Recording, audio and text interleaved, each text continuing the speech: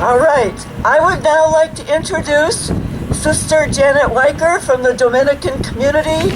She's a member, an important founding member of the Eco Justice Center and a member of the Clean Power Coalition. Thank you. Come on up.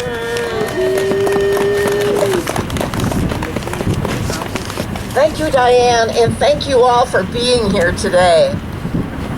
As we begin this gathering in solidarity with many people around the state of Wisconsin, there are 16 communities doing something like this.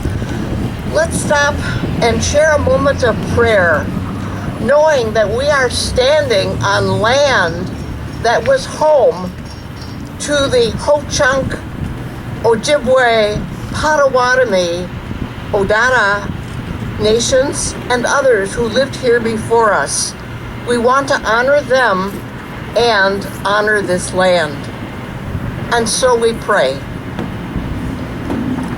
All-powerful God, you are present in the whole universe and in the smallest of your creatures. You embrace with your tenderness all that exists. Pour out upon us the power of your love, that we may protect life and beauty. Fill us with peace, that we may live as brothers and sisters, harming no one. O God of the poor, help us to rescue the abandoned and forgotten of this earth, who are so precious in your eyes. Bring healing to our lives, that we may protect the world and not prey upon it, that we may sow beauty, not pollution and destruction.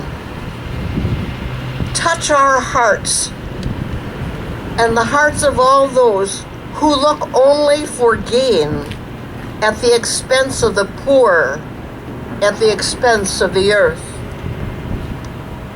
Teach us to discover the worth of each thing, to be filled with awe and contemplation, to recognize that we are profoundly united with every creature as we journey toward infinite light.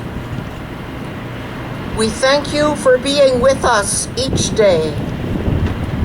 Encourage us, we pray, in our struggle for justice, love, and peace. Amen.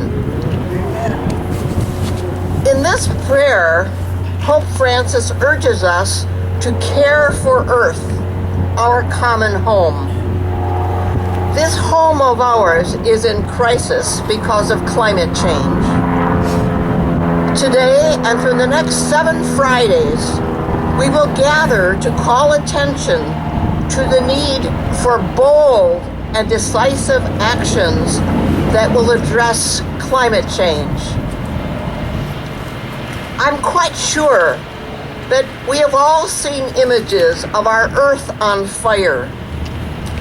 Those who live in California, Colorado, Australia, have seen the forests burn and the urgent need to get out of the fire's way. With little or no time, folks gathered up their essentials and moved to safety. That's what you do in an emergency.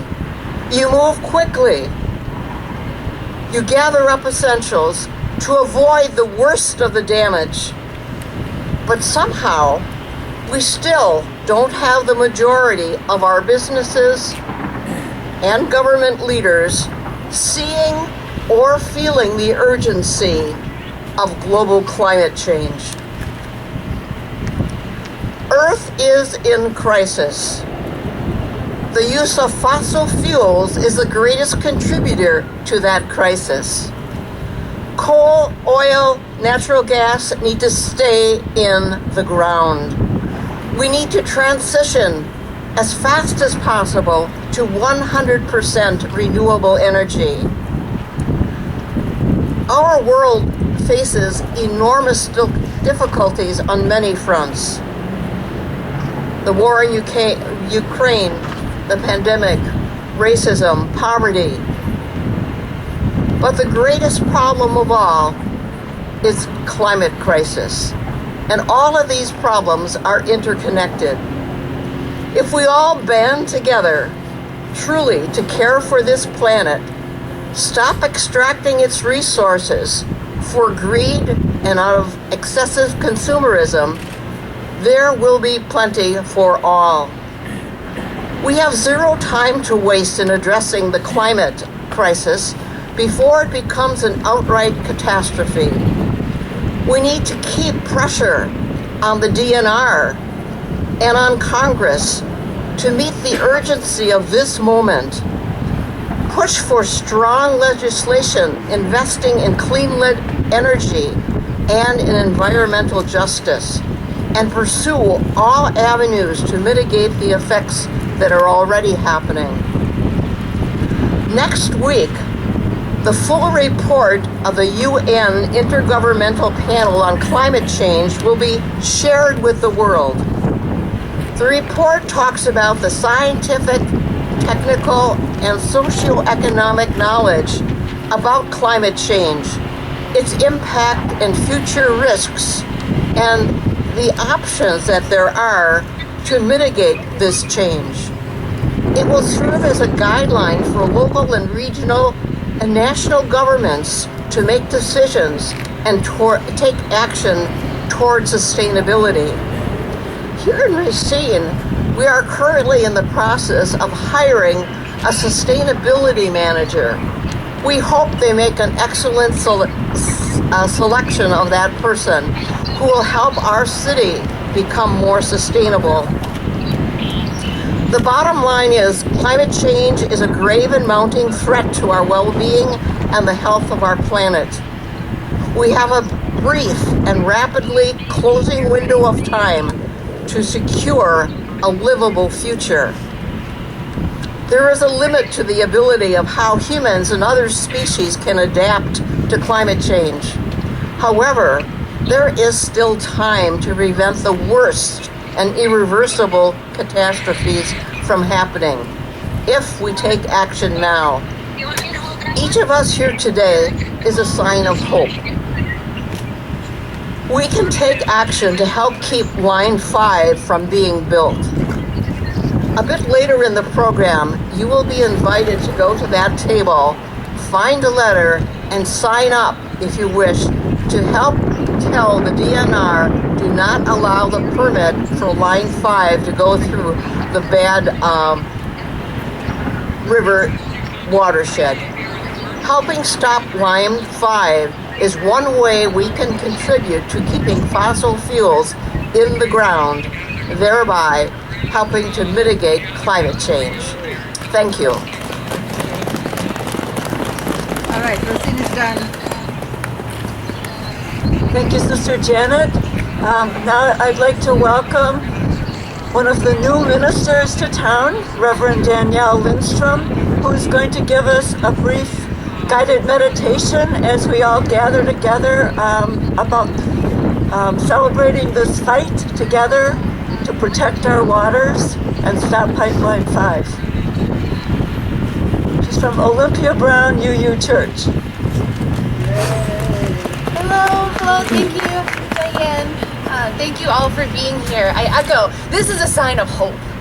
Here, all of these faces, as we gather momentum in the coming weeks. If you'll join me in the spirit of meditation, whenever I begin a prayer, or whenever I begin a meditation, or when I feel overwhelmed, or when I feel small, or when I'm about to have a really hard conversation, I remember I have feet. We have feet that touch the ground. Imagine roots extending down from the bottom of your feet, a great anchor that connects you to the roots of all others whose feet are on the ground. So if you'll join me in this meditation, I invite you, feel your feet, feel that connection. Our words by Susan Magan. From beyond the playful summer clouds, beyond the earth's thin blue line, far beyond the bright moon and meteor showers, we hear the call to look and to listen carefully, to turn away from a world that buys and sells happiness, to fully experience the luring whisper of your heart's truth. Why not today? Why not now? We are here and together at home in this evolving place, home in this ever-changing breath and body, home in the dewy morning as we reach past and beyond into a high noon. May we hear this call far from beyond and deep within, and may we not hear that call alone. May we hear this call. From the poster from this event, we are sounding the alarm. The alarm has been sounded by those who have come before us. May we hear their call, their warning, feel their support at our backs. As we begin this March 4th to Earth Day, honoring and celebrating and protecting the water that is ever recycling around us, may we be reminded that this is a precious gift. Our earth, a precious gift that we are called to care for, just as those who came before us, and just as those who will come after us. Amen. Blessed be. May we hear this call. Thank you, Reverend D. All right, the next speaker, Starla Thompson. If you could come forward. Starla is a member of the Otter clan of the Forest Potawatomi and the Santa Ynez Chumash Nation. She's an educator, a healer, a scholar, an advocate, a truth seeker, and a dancer. Starla lives in northern Wisconsin and dedicates herself to sharing truth and increasing understanding and appreciation for the contributions that Native American people make to all of our lives. Starla is also a jingle dress dancer, which is a healing dance. Please kindly welcome Starla for joining us. Thank you. Puju, Ndenwe Majanak, Wabangija Kwe knows one, Gidede Ndodam, Asan Magak Ndonjaba, Elsie Johnson Nakomis, Borwad Mikwe Anishinaabe Kwe and Dao. Good afternoon. My English name is Starla Thompson. My spirit name translates to the first light that breaks the night woman. I do come from the Otter clan of the Forest County Potawatomi and Santa Ynez Chumash Nations. And my grandmother was Elsie Johnson from Stone Lake, Wisconsin. So I don't take for granted that I am able to introduce myself in that traditional manner. I know it comes at the sacrifice of my ancestors and my relatives. And with that is a long line of matriarchs who survived federal policies of assimilation and removal and termination and relocation, right? So specifically, my grandmother Elsie Johnson and her mother before her, Isabel Whitefish, were boarding school survivors. And even my mother, as a child, as an infant, contracted tuberculosis and was stolen from our family, removed out west, and really raised with unspeakable abuse. So that's a part of my story, my family's story. And I share that with you only to point out that the stories that we tell ourselves daily, and also as we know, as our origin stories, our historical stories, are really important. And so that plays into the work that I do.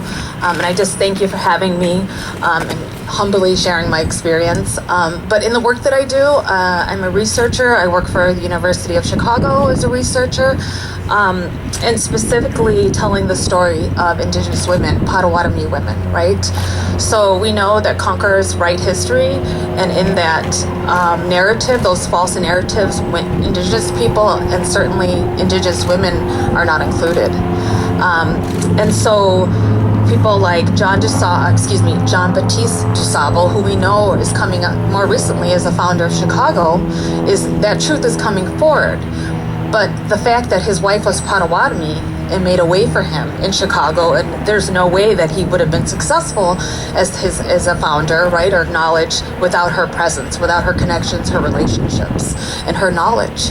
And so that's part of the work that I do, and I think that's really important to tell that truth. That's the very first step of what we're talking about today, our relationship with land. Even in Racine, I think you credit Gilbert Knapp as your founder, right? But Antoine Ouimet was the first French, they thought potentially native settler. And guess what? His wife was Potawatomi. And so it is my work to bring those stories forward. I think that's the first step in doing this. And we know that the relationship that we have with land is tied to how we treat our women. Native people know this, and we see this in the epidemic of the murdered and missing Indigenous women. So that's all a part of the work that I do. Specifically, not Line 5 that crosses our Ojibwe brothers' reservation and potentially contaminate their water sources. Mashkiki Zibing, Bad River, is critical right now, and I know we have some actions that we need to take, certainly to allow our comments to be heard and our voice to be heard, which I implore you to do. But when I think about the land, I have some comments that I wrote down that I'd like to share with you in our relationship to land, specifically Native people. As I mentioned, the introduction I provided is a traditional introduction, and it really keeps our history and our culture as Native American people. And so in this history, the people of this land are Anishinaabe, and they're original people, and our creation stories tell us that we've always been here. And as the original stewards, we have a sacred responsibility in relationship to the land. And so that's why you see Indigenous people on the front lines of all these struggles, right? We take that responsibility very seriously, just like I'm Potawatomi woman, a Bode Wadami, a firekeeper woman, to keep that fire, Ishkode, the heart of the nation.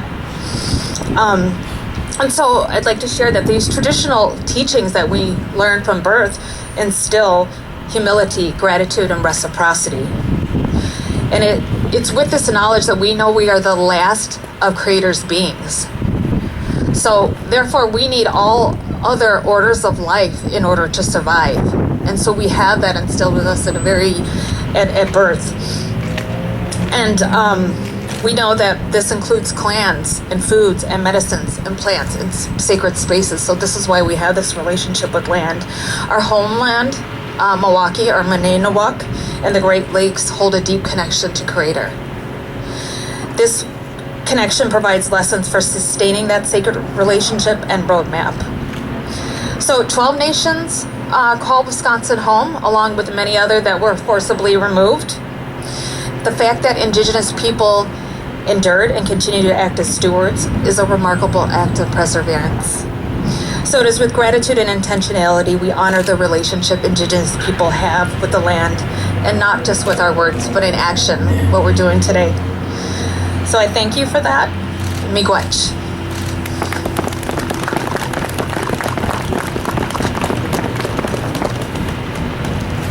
That was very powerful. Thank you so much for sharing with us today, Starla, and we hope we can get you back to Racine to hear much, much more. Okay? Thank you.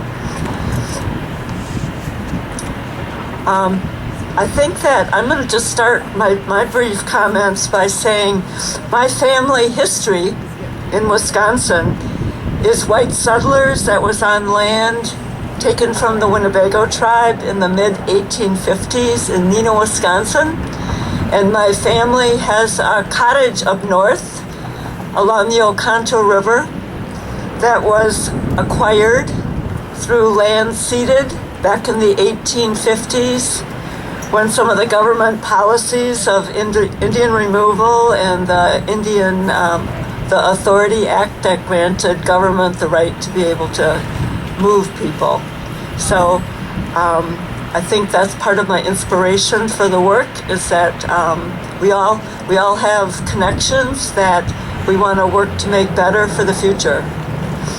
I have much gratitude for the Indigenous ancestors and the current brothers and sisters, some of whom are joining us today, for the way they've demonstrated such respectful ways to live sustainably and in harmony, and also the resiliency of people who so many times have been tried to be wiped out, and they have just persisted. And for a white woman like myself, that is powerful to be able to learn from that and to be able to try to, help carry this forward.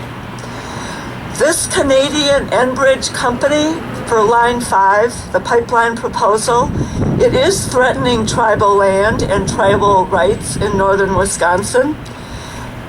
It's also, I want you to know just a little bit more about the tar sands. It's a dirty, hazardous work. Chemicals of benzene, a very caustic chemical, are added to these thick tar sands so that they flow through the pipeline.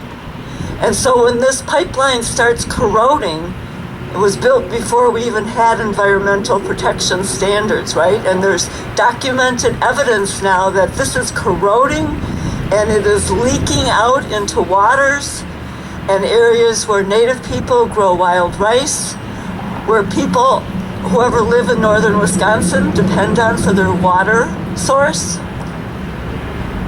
They are ignoring the fact that the Native people refused to renew their lease that went across that Bad River reservation. So because the Native people were so good at organizing, Enbridge moved the pipeline from going right through the reservation to now just skirting it on the south side, right? And so the Native people say, oh, that's great, we got them to move it. No, they said that is not good enough. And they reached out to many groups in the state that they're hoping will join them in fighting this from being extended. And that's why we're here today. Why is this so dangerous? It's going to have serious consequences on the ecosystem. Over the next weeks, you're going to be hearing about how it can impact our whole Great Lakes, the fresh water that is available for so many people.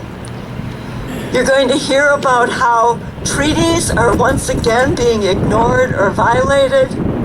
You're going to hear more specifically in coming weeks about the murdered and missing Indigenous women and what the red dress movement means. What we need for you to do today is find out more about signing to oppose this Line 5 for the environmental impact statement that was released, and the Department of Natural Resources is going to be making a ruling to block it. There's also the Army Corps of Engineers that I just found out this week. I think maybe a week later after the DNR comments are due, you can also register with the Army Corps of Engineers and say, stop this project. So there's like 2 actions we need to be taking. I'm asking all of you to find out more about it. Visit that table later, get it, more information.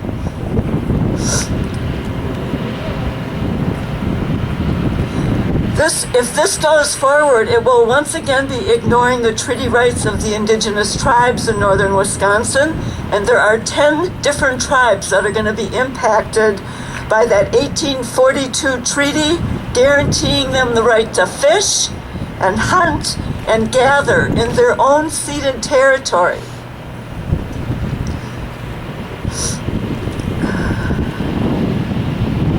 I'm skimming through because Starla, thank you, you covered some other things, so we're just going to move forward. We have an amazing man that is here with us today. His name is Mark Denning. He's a cultural educator. He's a lecturer.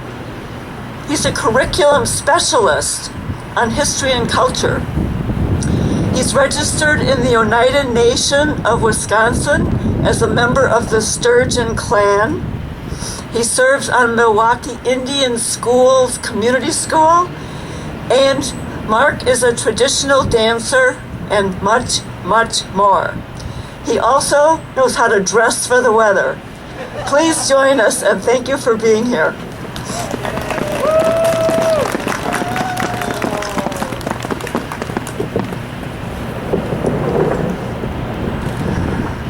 Enbridge we magna duk narwe benezi indish na cause na main do them on a schnabe homonomaniac lenabe Delaware.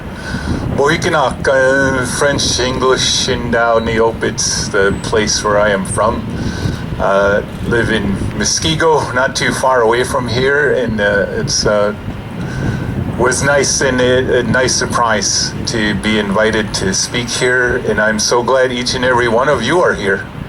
There's about 30 of you here, and this is how movements start, right? A lot of you know this, and I saw energetic as I pulled up. Young lady had collar on, right? Those used to scare me, now not so much. You know, she looked all friendly and having a good time and bouncing around. That was awesome. And then Starla, friend of mine, got a couple beautiful children, boys, you know, just awesome. I remember her starting out her life and those little guys, and man, that was just cool. David Mack here, politician here and very involved in his community, dedicated to this community as each and every one of you are. So there's so many more others that I can recognize here and would like to, but I also want to do what I was asked to do, which was to speak here and give you some insights about what's going on. So I guess I'll start with this. The Bad River area is one of the homes to our Medewan Society, our medicine society. That is a way of the heart, and it is one of the homes of our Three Fires Society. And my partner, Siobhan Marks, is a second-degree member of that society, as I am. And we take that work quite seriously, Medewan, this way of the heart. And one of the last time I was up there, we were dealing with the police shooting of a tribal member. And I was asked to be there by several folks, both in that band and politicians, and also the American Indian movement. And so it was difficult. It was quite difficult to work with young men who were angry for losing one of their friends at the hands of the police. And each of you, I think as I look around here, we're all old enough to have lost someone, and the feelings that engenders. And imagine being such a young person, that of 8th grade, 7th grade, 6th grade, of losing someone. Now transfer those feelings over to the loss of losing someone who is your mom, or your aunt, or your sister, to crimes that are being done against humanity, to crimes that are being done to this earth, because it's all related.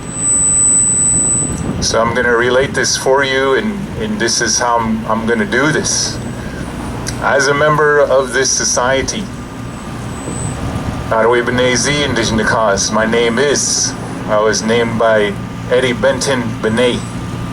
I had already had a traditional name from my youth, but going into the lodge, he renamed me. And Eddie Benton Benet, Madwe with Abe, but he is a member, founding member of the American Indian movement. So a lot of you may remember that name. And he was our Grand Chief of the Three Fire Society. And in about 2004, he came in front of our medicine lodge, and in language, and both in English, he challenged the people that were there, all native. And he said that one day, water would be worth, an ounce of water would be the equivalent of an ounce of gold, and that it was going to be in trouble. And what were we going to do about it? What were we going to do about it? And everybody's looking at each other, kind of like you guys are right now. What's this guy talking about? You know, we're freezing. What's going on? What's the challenge? What am I going to do, right? That's the same place we were. And there's an older lady here, like these young ladies right here, 60s. You know, you guys all in your 20s right here. But she's sitting there and asked, and one of them said, I will do something. I will do something. And her name was Josephine Mandamin. A lot of you guys know her as a water walker. And she didn't know what she was going to do in that moment. Just as maybe you know, maybe you're going to go to this table and sign some papers and be more involved. But she didn't know what she was going to do. She just said she needed to do something. And so what she decided to do was start a movement that went across this country, this United States, that went across Canada, and began a movement of water walkers, of people, of women who would take water from their streams and from the rivers they were cared about, and they would take that in a copper bucket, and they would have an eagle staff, and along with it the instructions were to carry an American flag or Canadian flag, whatever the flag of country you would be from. They would carry this water from an origin point and go around the waterway and encourage the community to begin to be thinking about their water, as we are thinking about this line right now. Imagine it as we do, as I do, as someone who has lost a son to opioids, my son Sawyer, as a son who was lost to heroin and fentanyl. Imagine this. Imagine this, Americans that are here, and why this work is important. My son Sawyer wrote a note, and his note said, "Sorry, Dad. Sorry for the mess." Because we went into his apartment and broke through his door. We found him slumped over on his desk, the computer. 2 years after the suicide, completed suicide of his sister. 2 years after the completed suicide of his brother. That kind of sadness that would have him go to a gathering of people where they were all having a good time, and his friends would find him facing a wall, not engaging anybody, and sitting there alone. This is the loneliness of the spirit. This is the place that our Grand Chief would talk about. This is a place where Josephine Mandamin did not want us to go. Right now, we are at the edge, and we have just finished that 7th generation that you often hear about. We are now in the beginning of the 8th, where we have a choice of 2 roads. One road leads to certain destruction, and the other road leads to life itself, where the original instructions of our Creator are laid out for us and for us to follow. In one road is the loneliness of the spirit. The destroyer is there. And the reason why I tell you this isn't to help me mourn or to feel bad for me, but I want you to know that when Starla here, our sister, talks about missing and murdered Indigenous women, our Medicine Lodge has dealt with many of those families and helped them heal and watch mothers and daughters and sons and grandfathers and fathers and brothers weep openly and cry because there are no bodies for the women that are missing. When these oil lines come through, so comes human trafficking, so comes human degradation. And I'll tie it together like this. These oil pipelines are like heroin. Take a needle, put it into your arm, and tell the person across from you, oh, don't worry about it. It won't go into a vein. It'll go underneath that vein, as oil pipelines go around and through our rivers and underneath them. That needle will go underneath that vein. That needle will go through that vein and not affect it at all. We're hooked. As heroin addicts are, we're hooked on oil. We're hooked on gas. We're hooked on degrading our world. And we need to think about what it's doing to us. Because those oil pipelines, again, are like putting that needle into your arm and saying, this won't do anything. This pipeline into our mother will do nothing. It's the same thing. These things are all connected. And so I will end with this. The things that I'm wearing have very much to do about my name. But we would in B'nai Siyaban, Eddie Benton B'nai named me and brought me into his family. That's why this one. These two of a man and a woman standing together are the beginning of the story of losing my son and my daughter, and eventually with my last surviving son. I don't want that to happen to you.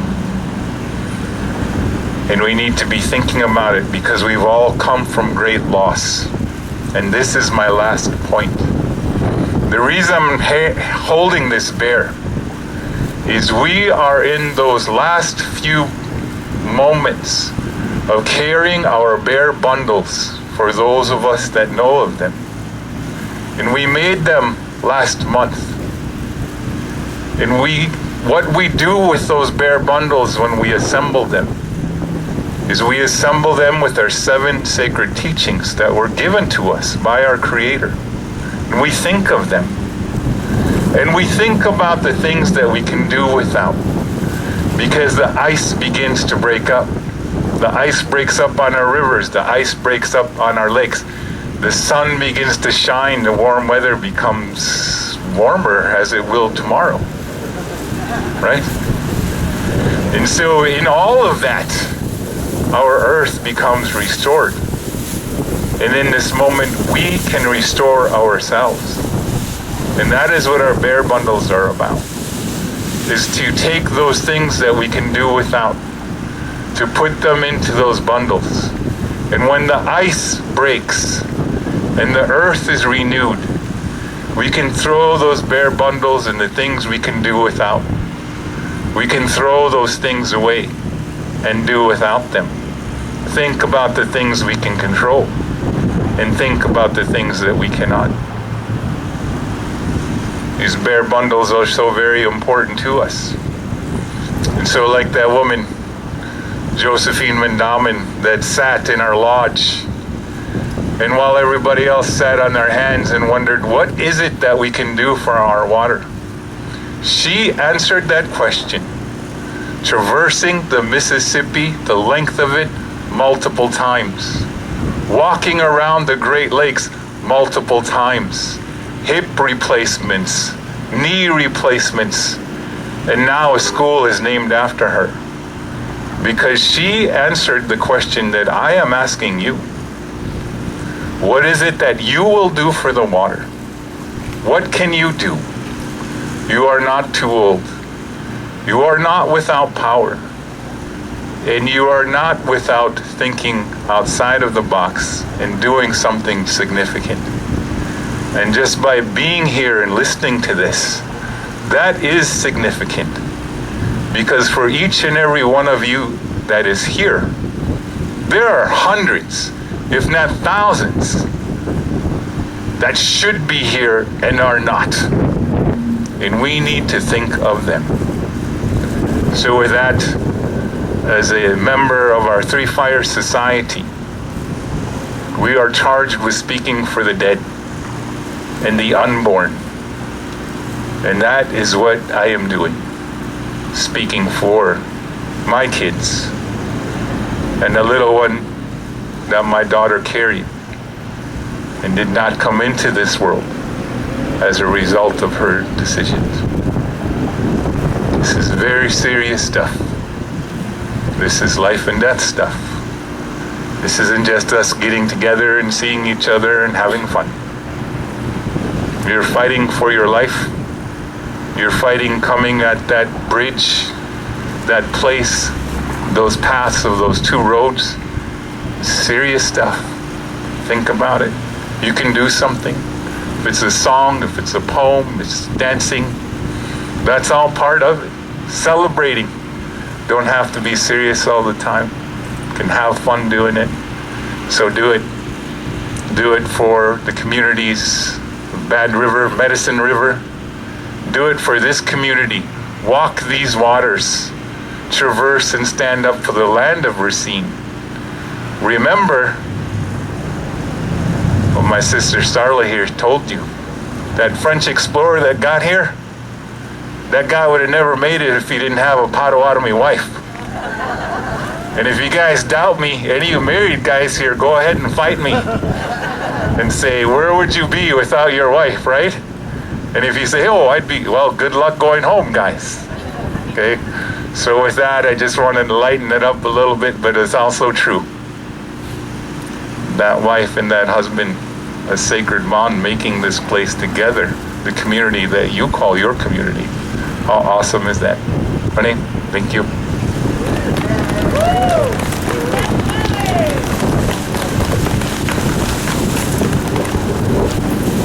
Thank you so much.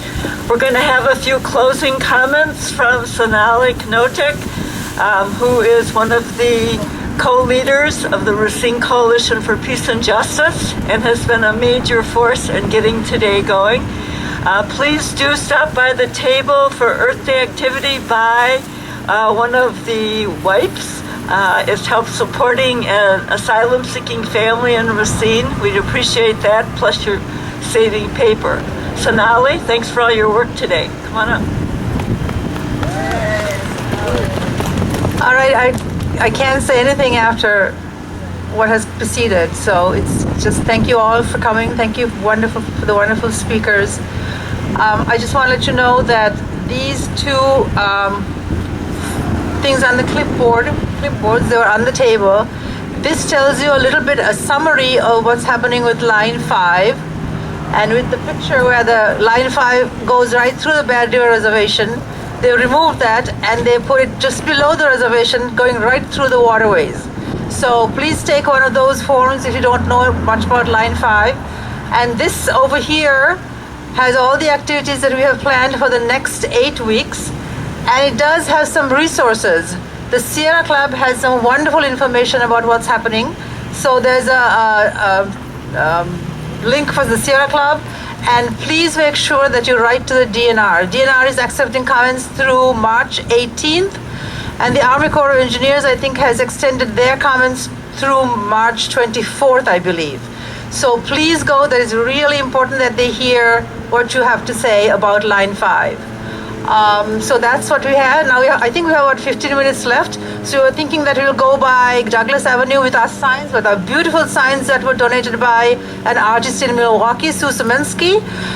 You can take the signs, walk by Douglas Avenue, and when you're done, you can leave the signs right here so we can bring them next week.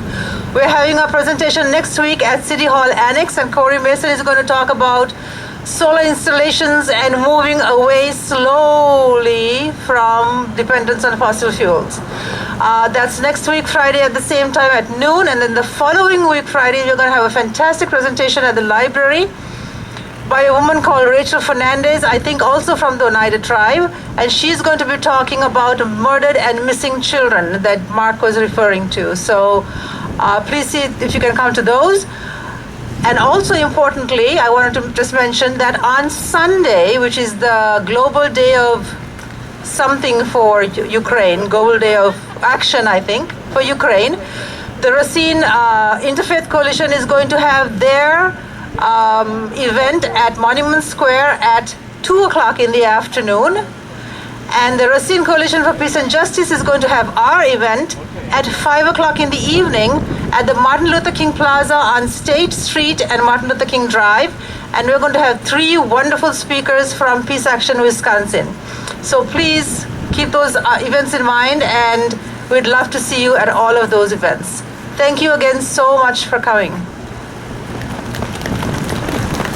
I'm going to leave this over here. So. Hello. What